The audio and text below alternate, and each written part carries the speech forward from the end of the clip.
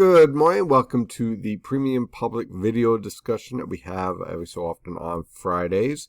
This one is luckily not one based on severe weather or anything of that nature, but more of an educational one and kind of give you an idea, those of you who aren't premium members, what we do every day, well, almost every day, Monday through Friday with videos, and every day with discussions, Monday through Sunday. For your viewing pleasure. And of course, happy Friday. I hope you have an outstanding weekend. So let's dive into the observations here. Temperatures range over the northern interior from the lower to mid 50s. In the suburbs, generally mid to upper 50s. And in your urban areas, upper 50s to lower 60s. Down towards southern New Jersey, right around Wildwood, we're right around 60 degrees. With scattered cloud cover, we are seeing a bit of an increase in cloud cover throughout the region as a strong cold front approaches. This is our cold front. It's going to be making its way through by the time we get to this evening. If you're going to the Mets game for the wild card game, of course the Phillies are out in St. Louis. The weather out there is absolutely beautiful. No worries there. But for the Mets game, it's going to be interesting in that the cold front will be passing through at the time around the start of the game, and you're going to see a major wind shift to the northwest with some gusts up to 20 miles per hour. That could influence knocking down some balls that might be hit out to probably left field. That could be pretty interesting. Could lead to a low-scoring game, which kind of like as a Met fan, we're kind of used to. But it's very interesting. No threat for rainfall as this cold front, although it packs a punch in terms of dropping temperatures, and you'll definitely feel that by tomorrow morning. The majority of the lifting, which we'll show in the model guidance and water vapor satellite picture, basically is focused up towards the Great Lakes and heading towards New England. You can see that with the stronger precipitation here with our cold front that is marching through. And as you can see, as it heads down towards western Pennsylvania, not much in the way of showers. Again, I can't rule out an isolated shower, but I'm not expecting much else in terms of impacts moving forward with this frontal boundary. Meanwhile, down in the tropics, we are watching a tropical depression. This is Tropical Depression 13. It finally organized enough. It was a potential tropical cyclone earlier this morning, and then it got upgraded to a tropical depression. Okay, so look, because of the strong upper level ridge that's basically sitting over Cuba, this system is going to get driven right into Central America. No real threat for the United States. But if you have any friends and family around Nicaragua or Honduras, this is going to produce some very nasty weather conditions by the time we get to Sunday morning. And because of the very favorable conditions, this is going to have the potential here to rapidly develop into a tropical storm, and eventually into a hurricane before making landfall on Sunday morning. So these type of rapidly developing systems can be a real wild card in terms of intensification rate, because you have an idea like, okay, you'll get to tropical storm and hurricane, but sometimes because of the very warm waters and the upwelling factors, you can end up with an intensification rate that can surprise you. So it's something just to keep an eye on for the Central American coast, especially around Honduras. But again, no direct impact on the United States. Now, here's our educational portion of this video. For a while now, I've been talking about the various influences and the importance of the polar vortex if you've watched the live chats or if you've been a premium member. I'm going to show you why it's very important, okay? So here we have a scenario at 10 millibars, and this is on earth.newschool.net, completely free website, very educational. Definitely check it out. And notice our polar vortex is kind of stretched out here, okay? This is a warped polar vortex at 10 millibars, way up in the atmosphere, right? And then you have the same scenario here at 70 millibars, kind of stretched out, kind of wonky here.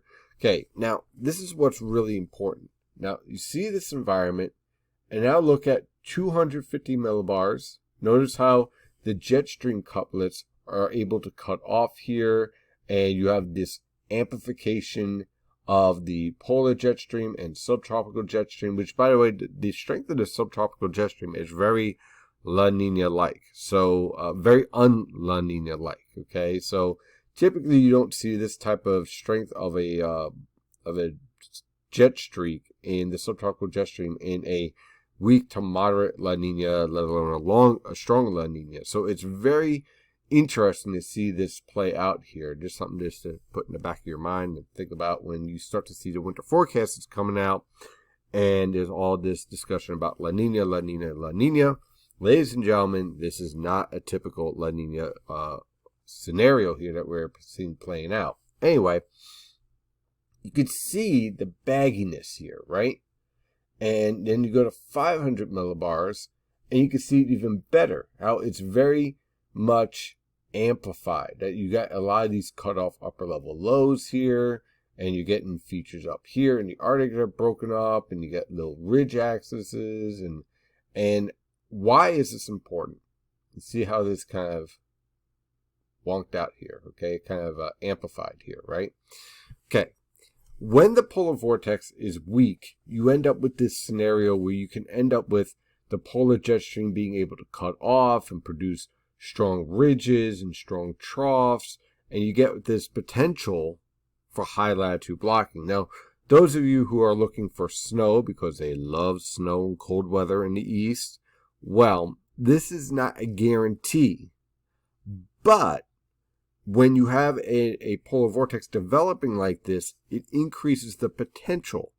Now, the question, of course, as we move forward and what I'll be working on in the next 2 weeks with the release of the winter forecast on the evening of October 20th with the live chat, so you've heard that first, is the way that this jet stream here is able to set up blocks. Now, sometimes that could mean that your high latitude blocking could be focused over Asia. It could be focused over the Atlantic or over Europe. Don't know yet. Okay, so it's not a guarantee, but it's far better to have this type of scenario play out. Now, in the case of a polar vortex here that is very strong, if you ended up with a polar vortex, say at 70 millibars, that was more like a strong donut of upper level winds here, okay, like we saw last year at the start of the winter. What that does at 500 millibars is that it tightens the jet stream up. And so you get a lot of zonal patterns. You get a lot of limitation of the potential for these upper level lows to cut off. And you get a lot of strong jet streaks, okay, marching from Japan all the way into the West Coast and through the United States, i.e. mild weather.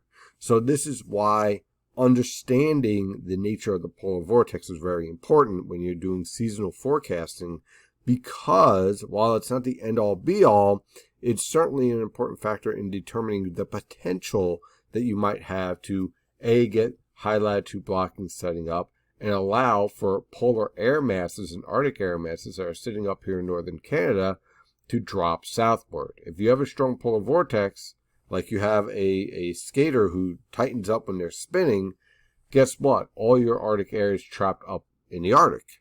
But if they have their hands out, then what happens is that you are allowed the potential for that cold air to sink south towards the mid-latitudes, creating all sorts of havoc. So that is your lesson for today on why you hear so much about the polar vortex and the evolution of the pattern, and why seasoned meteorologists look at this for a seasonal forecast and a winter forecast, especially as we move forward.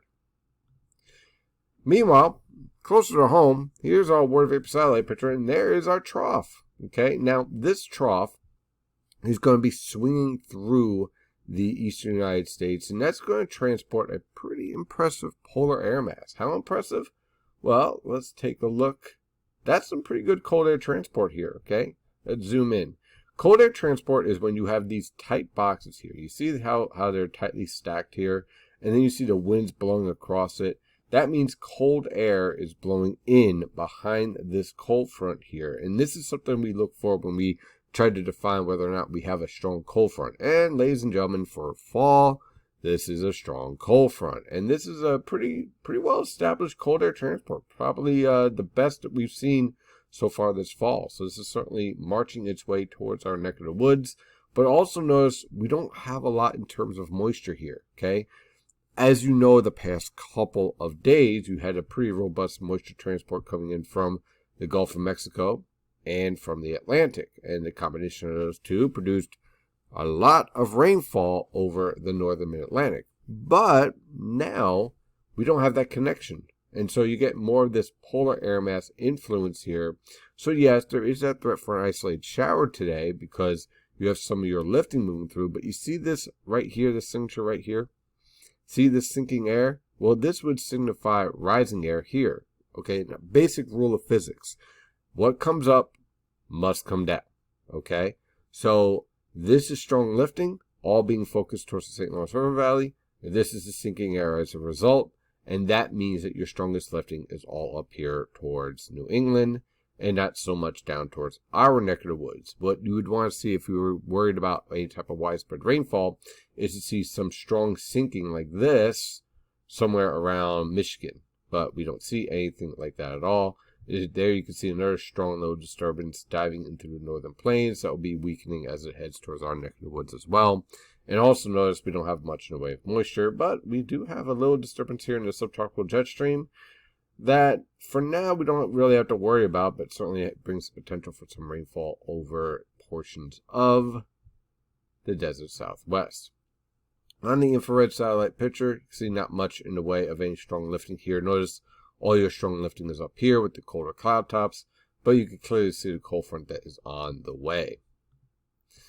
In terms of our model guidance, again, you can see the strongest lifting, again, focused up towards the St. Lawrence River Valley.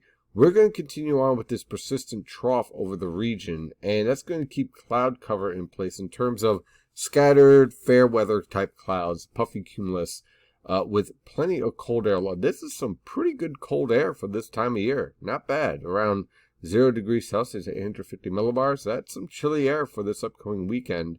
It won't stick around long because, after all, it is mid-fall. But you can see the general theme here is that we're going to remain generally in a cool state until we get a strong cold front that's coming through on next Thursday.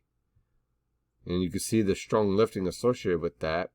And then by Friday, that strong lifting is moving pretty quick, so there's a fast-moving cold front relative to what we've been experiencing, and some pretty strong cold air transport by the time we get to Friday afternoon.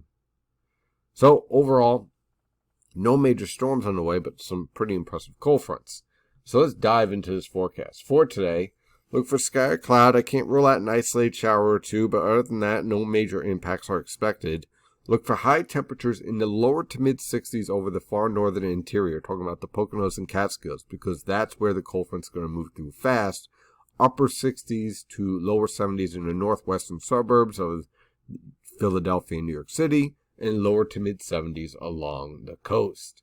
For tomorrow, excuse me, my voice broke. For tomorrow, you're going to see high pressure building in with some breezy conditions in the morning. Look for low temperatures in the upper 30s to lower 40s over the northern interior, mid to upper 40s along the coast. High temperatures tomorrow will range from the lower to mid 50s over the northern interior, upper 50s to lower 60s along the coast, with scattered cloud cover expected. On Sunday, high pressure will be in complete control again with clear skies to scattered cloud cover. Look for low temperatures in the upper 30s to lower 40s along the immediate coast and in your suburbs. Over the interior, don't be surprised if we end up in the mid to upper 30s, especially if we get enough clearing setting up. High temperatures will range from the upper 50s to lower 60s throughout the region. On Monday, look for scattered cloud cover with low temperatures ranging from the upper 30s to mid 40s over the interior and mid to upper 40s along the coast. High temperatures will range from the upper 50s to lower 60s over the interior, lower to mid 60s along the coast, and mid to upper 60s in the Delaware River Valley. On Tuesday, high pressure will sit right over the region with light and variable winds, clear skies. Look for low temperatures to range from the lower to mid 40s over the interior, mid to upper 40s along the coast. High temperatures will range from the lower to mid 60s over the interior and mid to upper 60s along the coast.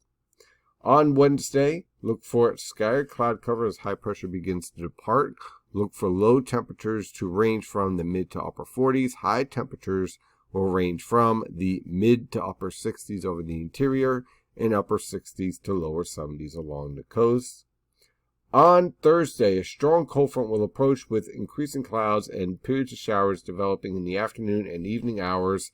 Some of these showers could pack a heavy punch, so we'll have to watch out for some heavier downpours on Thursday evening. Look for low temperatures to range from the upper 40s to lower 50s over the northern interior, mid to upper 50s along the coast. High temperatures will range from the lower to mid 60s over the interior, mid to upper 60s along the coast, and upper 60s to lower 70s in the Delaware River Valley. And then on Friday, the cold front clears in the morning with some lingering showers followed by clearing skies in the afternoon. Might be a few cold-induced isolated rain and snow showers in the Poconos and Catskills. And when I say snow showers, I mean like the highest elevations, okay? So we're talking about the tippy top of the mountains. You could see a few snowflakes here on Friday evening, next Friday evening. So that's certainly something to keep an eye on. Other than that, look for clearing skies along the coast with temperatures ranging from the upper 40s to lower 50s for highs, for lows, and high temperatures will range from the upper 50s to lower 60s over the interior, lower to mid 60s along the I-95 corridor, and mid to upper 60s along the immediate coast. That is your forecast discussion for today. I hope you learned something today, and if you enjoy these type of video discussions and education, definitely check out the Premium Consulting membership. Have a wonderful day, and as always, stay safe out there.